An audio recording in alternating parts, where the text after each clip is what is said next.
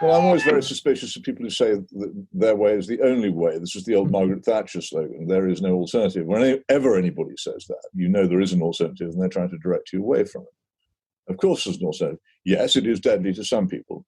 No, it is not deadly to all people. And all the information we now have suggests that in the main, I know there are exceptions, but in the main, it is much more dangerous to those who are old, and I mean old, seriously old, and those who have a number of quite dangerous life-threatening conditions already. So it makes perfect sense for measures to be taken to protect them. But it doesn't make perfect sense to close down your whole society, nor if you're concerned about your ability to look after the population through a state-run national health service, does it make sense to destroy your economy and ravage your tax base so that for years to come you won't be able to afford even the much criticized health service you have already, let alone the better one everybody says they want. So none of that makes sense. It's a non sequitur. If what you want is to protect people, then you need to be specific about it. Wild, general, flailing propagandist actions will not get you anywhere. If you want to react to a crisis, you react to it in detail in ways which make sense. And this is what we did not do and what we are not doing. And where do you stand on, because Imperial College have come out for a lot of criticism for the modelling that they have done. I think at one point they said that if nothing was done and no action was taken, I think the number that was quoted was 500,000 dead. Where do you stand on this? Do you think they wildly overreacted, or was that a fair assessment of the situation? Well, I recently republished a piece which I first published on March the 22nd, I think, in the Mail on Sunday, in which I noted at the time the many criticisms that had been made of past advice given by Imperial College, particularly on the foot and mouth epidemic, which I was something of a personal witness nearly 20 years ago now, and quoting people as saying that it was not necessarily to be relied upon. And I thought at the time, I'm sure that Professor Ferguson and his colleagues at Imperial College are motivated by unselfish desire to help others and by genuine belief in their own scientific method. But the fact is they're not the only epidemiologists on the block.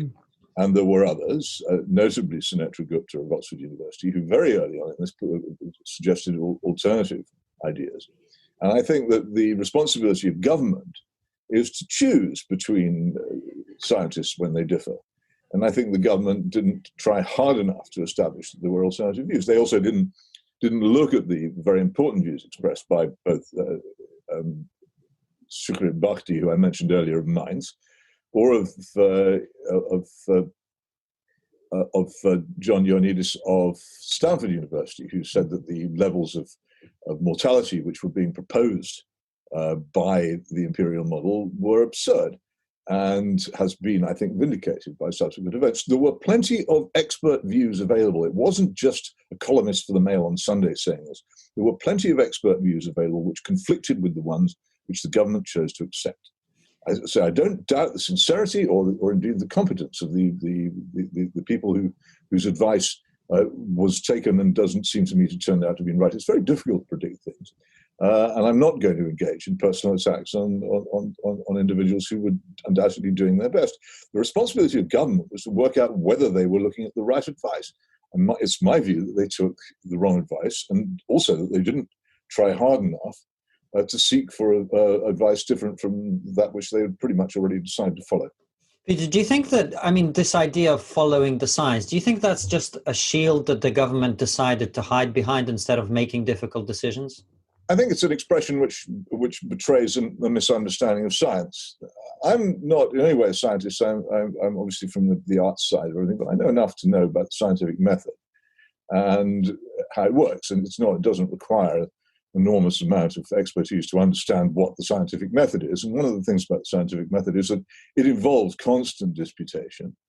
Every conclusion which has been reached by one generation is open to demolition by another generation, and the science is actually about dispute. There is no such thing as the science. Right. Science is an argument in progress, and so to stand behind it as a shield and to use scientists as a human shield for your policy failures seems to me to be wrong.